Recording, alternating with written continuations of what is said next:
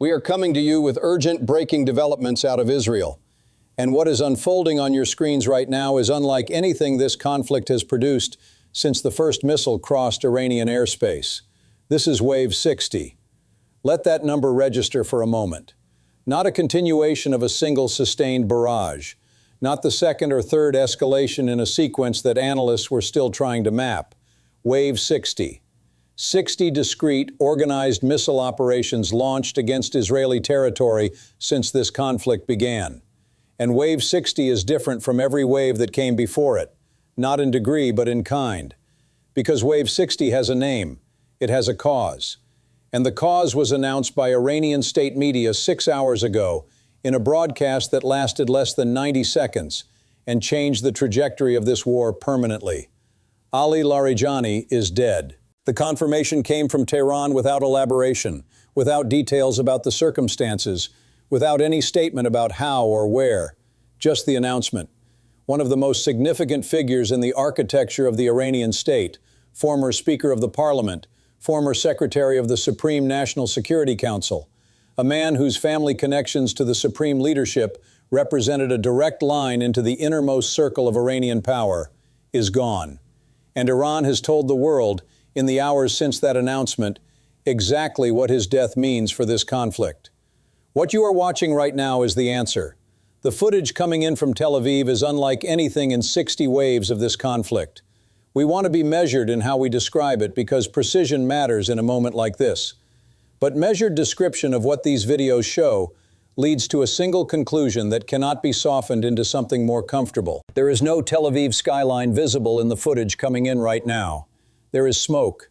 There is fire on a scale that is no longer consistent with targeted strikes against individual buildings or infrastructure nodes. There are entire city blocks, entire districts that are no longer identifiable as what they were before tonight. The economic center of Israel, the city that housed its financial institutions and its technology sector and its cultural infrastructure, is sustaining damage tonight that will take years to assess and decades to rebuild. And the Patriot is not firing. The Iron Dome is not firing. Or if they are firing, the footage does not show interceptors reaching anything, because there is nothing left of those systems in the operational sense that matters. Let us be honest about what 60 waves have done to the missile defense architecture over Tel Aviv. The Patriot battery is not an inexhaustible system. It has interceptor magazines. Those magazines require resupply through logistics chains that, over 60 waves of engagement, have been stretched, disrupted, and in some cases, physically targeted. The manufacturing capacity that produces PAC-3 MSE interceptors is located in the United States. The time required to produce, ship, and integrate a replacement interceptor into a forward-deployed battery is measured in weeks under peacetime conditions. This conflict has not been operating under peacetime conditions for the duration of 60 waves. The math of attrition, interceptors expended versus interceptors replaced, is not a math that favors the defender across a sustained campaign of this duration and intensity. Iron Dome faces the same arithmetic, compressed by a different physics problem. Each Iron Dome battery carries a finite number of Tamir interceptors. Replenishment under fire is possible but has limits. And Iron Dome was never the system that was supposed to handle the high-end threat. It was the bottom layer of an architecture. The problem is that the layers above it, David's Sling, Arrow 2, Arrow 3, have been consumed across 60 waves of engagements with Iran's most capable missiles. What remains, tonight, is an architecture that has been systematically depleted from the top down. And the system at the bottom was never designed to carry the weight of the entire structure. This is what 60 waves produces. Not a single dramatic defeat of Israeli missile defense. A progressive exhaustion, a grinding down of stocks, of systems, of the logistical infrastructure that sustains those systems, across 60 engagements over a timeline that the architects of this conflict did not anticipate sustaining. Wave 60 is hitting a city that is no longer protected in any meaningful operational sense. And the weapon that is doing the hitting tonight is worth examining in specific detail, because Iran did not reach into its general arsenal for Wave 60. Iran reached to the top of its arsenal. The Fatah II, the upgraded variant of the hypersonic glide vehicle that first appeared in this conflict and forced a fundamental reassessment of Iranian strike capability, is what the trajectory data is showing in tonight's engagements. The Fatah 2 extends the maneuverability envelope of the original system. It enters terminal phase at a flatter angle, giving the defense radar an even shorter window to establish a track and generate an intercept solution. It can vary that angle during descent. It can jink laterally in the final seconds of its approach. Against a Patriot battery already operating at reduced capacity due to 60 waves of interceptor expenditure, and against an Iron Dome system that was never designed for this threat category, the Fatah 2 does not need to be fired in large numbers to achieve saturation effects. A smaller salvo of maneuvering hypersonic warheads produces the same outcome as a large salvo of conventional ballistic missiles, because the defense cannot solve the engagement geometry fast enough to stop either. That is the weapon delivering wave 60 into a city without a functional defense shield above it. Now let us address what changed 6 hours ago and why it matters beyond the operational picture. Ali Larijani represented something specific within the Iranian state that goes beyond any individual role he held. He was a connection between the clerical establishment, the Revolutionary Guard command structure, the parliamentary apparatus, and the supreme leadership's inner circle. A figure who moved between those power centers in a way that very few individuals within the Iranian system were positioned to do. His family name carried weight that was not simply institutional. It was dynastic. It was personal. It was the kind of weight that the Iranian leadership assigns to a category of loss that falls entirely outside the calculations of a conventional military exchange. When Iran announced his death without explanation, the message embedded in that announcement was not subtle. It was not addressed to analysts or to Western governments or to the international community. It was addressed to the Iranian people, to the Revolutionary Guard, and to every Iranian military commander currently holding a targeting solution on Israeli territory. The message was, this is no longer a conflict operating within any previously understood boundaries. The footage from Tel Aviv is the implementation of that message. What we are watching tonight is not a military operation in the technical sense that Wave 1 through Wave 59 could be described as military operations, targeted, sequenced, calibrated against specific objectives with specific desired effects. What we are watching is something closer to a statement, a demonstration, an act of grief translated into destruction on a scale that makes the previous 60 waves look, in retrospect, like controlled exercises. Iran is not hitting military targets in this footage. It is hitting everything. There is another dimension to Larijani's death that the Iranian public is processing tonight alongside the military footage, and it matters for understanding the domestic political pressure that is now driving Iranian decision-making. Larijani was not simply a functionary. He was, within Iranian political culture, a figure who represented a specific kind of institutional legitimacy. The legitimacy of a man who had served the revolution across decades, who had argued for Iran's position in international forums, who had negotiated on Iran's behalf in moments of maximum diplomatic pressure.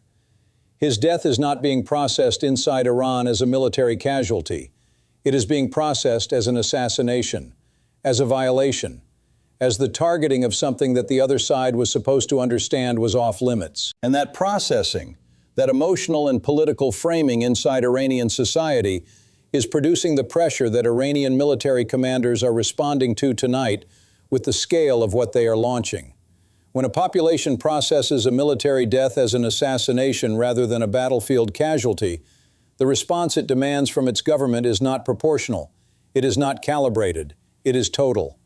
And what is landing in Tel Aviv right now is the operational translation of that demand. The strategic calculations that governed the early phases of this conflict, the targeting logic, the escalation ladders, the implied ceilings that both sides understood even without stating them. Those calculations have been suspended. The Iranian command has made a decision, following the death of Larijani, that it is no longer operating within a framework of proportionality, restraint, or controlled escalation. It is operating in a framework of consequence, of retribution, of a message delivered at a volume and a scale that cannot be misread by anyone watching.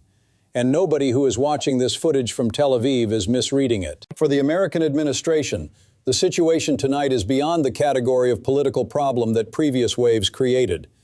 Previous waves created difficult press conferences, created questions about Patriot performance that required careful responses, created images that complicated the domestic political framing of the operation.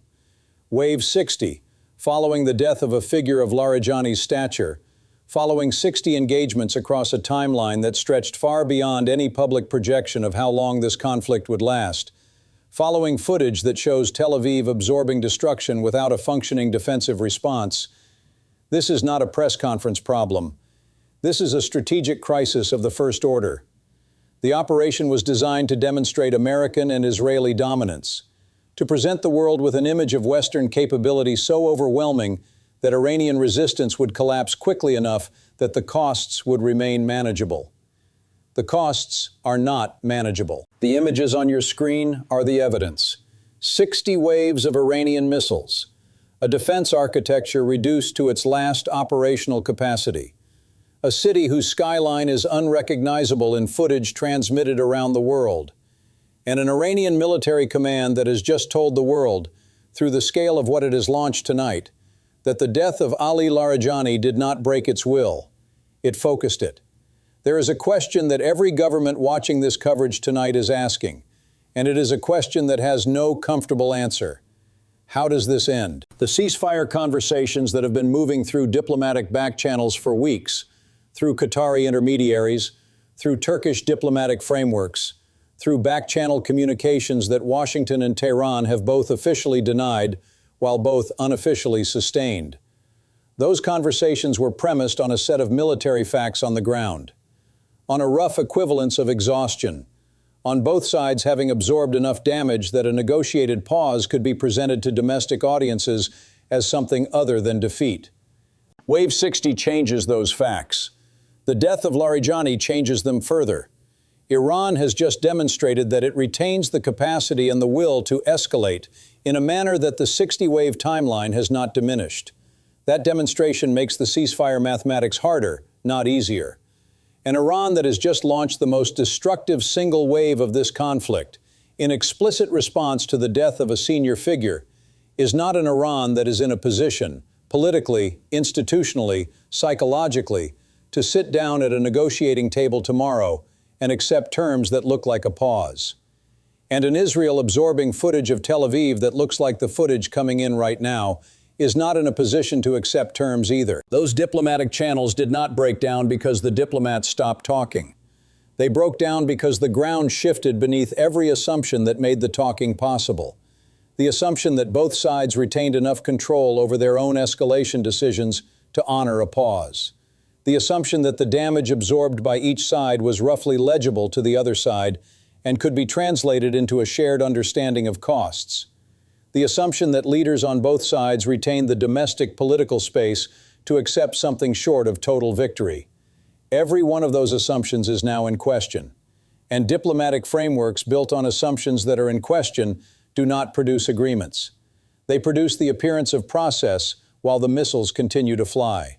The trap that this conflict has been building from its first day has closed. Both sides are now inside it, and the path out requires decisions that neither side in this moment, with these images, with Larijani's death still resonating through the Iranian command structure, has demonstrated it is prepared to make.